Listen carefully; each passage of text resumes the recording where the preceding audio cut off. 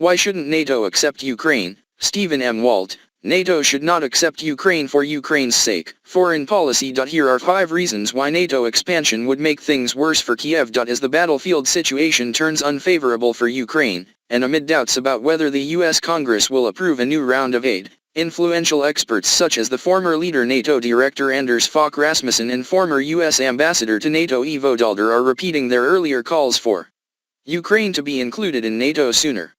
This step is seen as both a way to convince Russia that its military campaign cannot keep Ukraine out of the alliance, and a necessary move to provide adequate security for Ukraine when the war finally ends. Rational individuals can and will disagree about the wisdom of this proposal, because the arguments are based on predictions about an uncertain future. In fact, we are all betting on what the impact of bringing in Ukraine will be. To make my point clear, if I were a member of the U.S. Congress, I would vote for the additional aid package without hesitation, because I want Ukraine to be able to hold on to the territory it still controls. And I want Moscow to realize that trying to take more territory will be costly and difficult. A larger amount of aid would also improve Kyiv's bargaining position when serious negotiations begin, most likely after the U.S. presidential election in November. However, the inclusion of Ukraine in NATO right now is a bad idea, because it will prolong the war and leave Kyiv in an increasingly worse situation.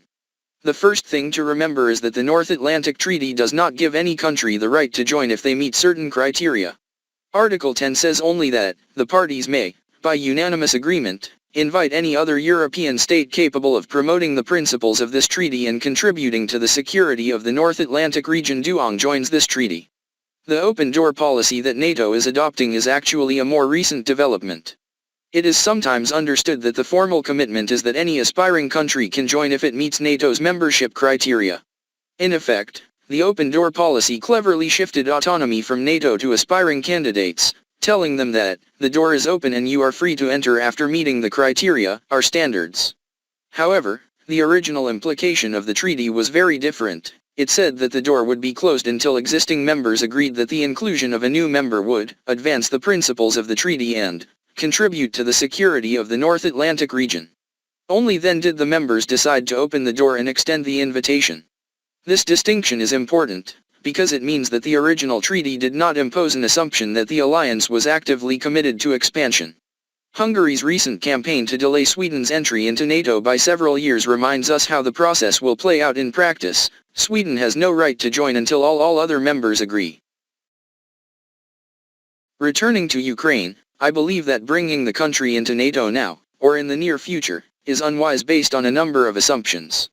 First, Ukraine cannot reverse the situation on the battlefield and regain lost territory unless it has more weapons and time to rebuild its forces after the failures of the past year. The country faces a severe, and likely insurmountable, manpower shortage, and a combination of drone surveillance, artillery, and fortifications. Russia's fortification will make it difficult for Kyiv to make major territorial advances. Ukraine's cheerleaders in the West were wrong last spring, when they made optimistic forecasts about the coming counter-offensive, and they are repeating this mistake by suggesting that there are still ways for Ukraine to reverse the situation. I wish things were different, but we should make policy choices based on facts, not wishes.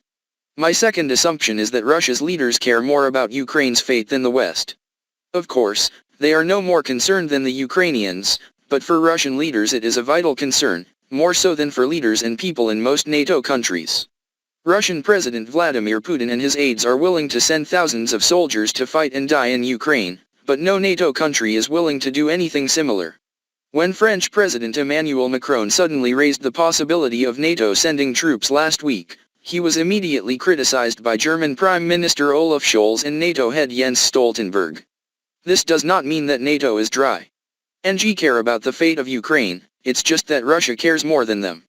Third, I believe that one of the main reasons why Putin launched the illegal invasion in February 2022 was to prevent Ukraine from moving closer to the West and eventually joining the alliance.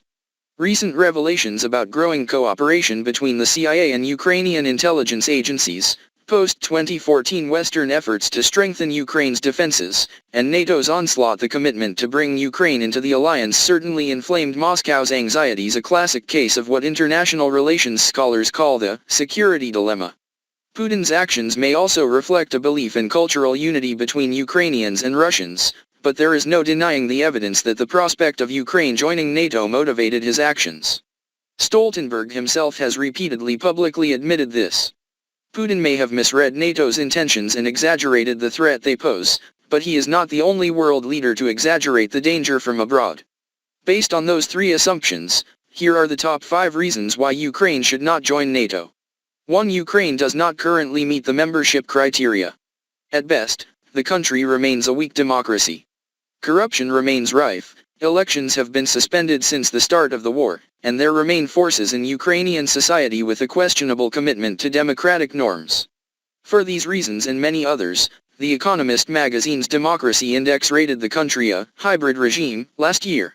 Furthermore, Ukraine has not yet met the conditions in the standard NATO membership action plan. Recognizing that reality, NATO agreed to abandon this criterion at its annual summit last summer, in effect changing Ukraine's accession process from a two-step process to a one-step. By lowering the standards for joining the alliance, this decision sets a bad precedent for the future. 2. It is unclear whether NATO will honor its Article 5 commitments. As I have pointed out, Article 5 of the North Atlantic Treaty does not obligate members to fight in case another member is attacked. As the Americans have insisted, Article 5 only commits that one member regards an attack on another as an attack on the entire bloc, and will then take such actions as it may consider necessary.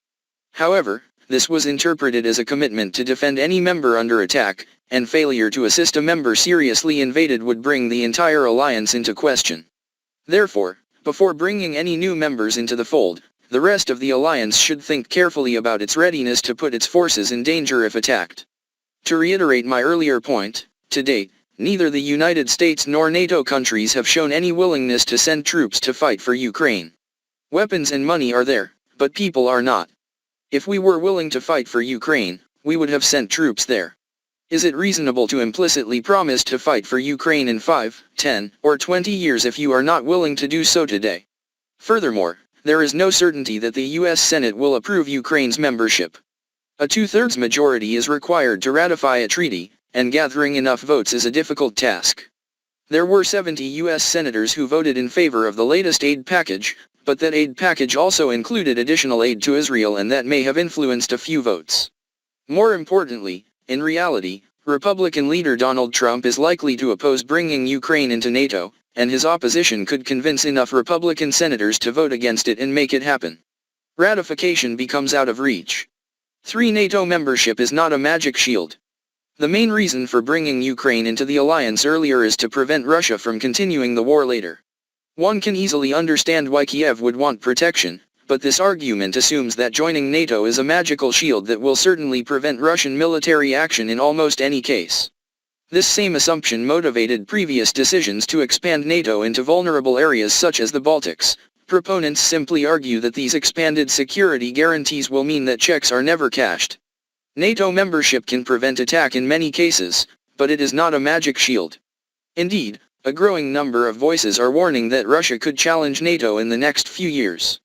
If you really believe that Putin will end the war in Ukraine, then take a short pause to rebuild the forces your already devastated armaments, and then launch a new attack on Finland, Estonia, or some other NATO member, means you don't really believe in NATO's magical shield.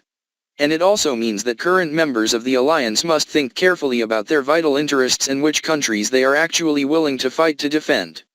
This brings us back to the second reason. 4. Granting membership now will only prolong the war. If my assumption is correct, that Moscow attacked largely to prevent Kyiv from joining NATO, then bringing Ukraine into the alliance would only prolong a war it is currently losing. If that is why Putin launched his special military operation, he will not end it while Russian forces are operating effectively and Ukraine joining NATO is still on the table. As a result, Ukraine will suffer even more damage, and even its survival may be in danger. Ukraine was already one of the fastest declining populations in Europe before the war began, and the effects of the war, refugees fleeing, fertility decline, combat deaths, school, will make the problem worse. 5. Neutrality might not be that bad. Given the history of Russian-Ukrainian relations, including the events of the past 10 years, it is understandable why many Ukrainians do not want to accept the neutrality scenario. But neutrality is not always a bad thing, even for countries located close to Russia. Finland fought a costly but unsuccessful war against the Soviet Union from 1939 to 1940, and ultimately had to cede about 9% of its pre-war territory. But like the Ukrainians today, the Finns fought heroically and made the much larger Soviet Union pay dearly for its victory. As a result, then Soviet leader Joseph Stalin did not annex Finland into the Soviet Union or force it to join the Warsaw Pact after World War II. Instead, Finland remained a neutral and democratic country, with a market economy that traded with both the Soviet Union and the West. This result is sometimes erroneously derided as Finlandization, but it has proven to be quite a successful formula. If Finland had tried to join NATO during that period, there would almost certainly have been a major crisis, even a preventive war. These two situations are not exactly the same, especially given Putin's views on cultural unity between Russians and Ukrainians, but it does show that formal neutrality does not necessarily prevent Ukraine from establishing a strong democracy and having extensive economic relations with Western countries. For all these reasons, quickly bringing Ukraine into NATO is not a good idea. Instead, Ukraine's supporters in the West need to think more creatively about alternative security arrangements that could help reassure Ukraine in the context of a truce or post-war peace agreement. Kyiv needs to be safe from Moscow restarting the war. They could not agree to disarmament or be forced to accept de facto Russian domination. Finding a way to provide protection without provoking Moscow into war is not easy. But hastily joining NATO is not the best way to make Ukraine safer, but on the contrary, it can prolong the war and make the country suffer more than ever. Stephen M. Walt is a columnist for foreign policy and a professor of international relations at Harvard University.